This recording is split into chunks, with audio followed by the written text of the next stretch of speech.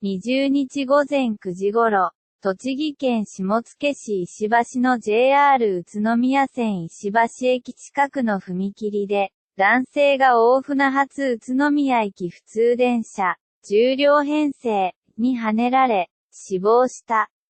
エア署によると、男性が線路内に立ち入るのが目撃されているという。